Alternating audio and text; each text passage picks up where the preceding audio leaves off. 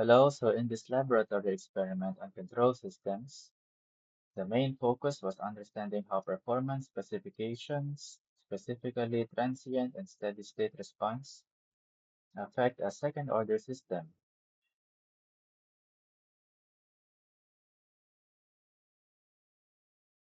The first part of the experiment explored how changing the damping factor, sigma, affects the step response.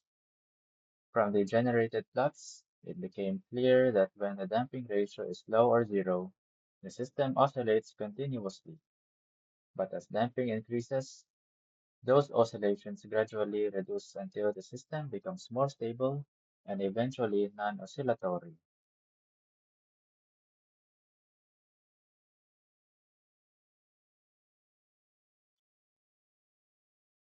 Next, the experiment shifted to varying the damp frequency.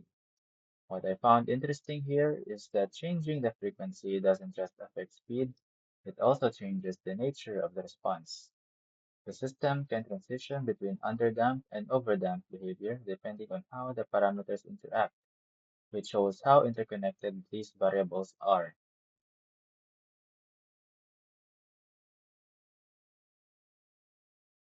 Another important part was comparing calculated values versus estimated values like percent overshoot, peak time, and settling time.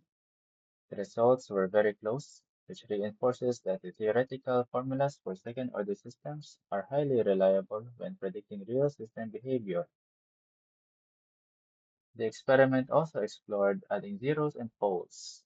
I noticed that zeros, especially when placed near dominant poles, can significantly increase overshoot and make the system respond faster.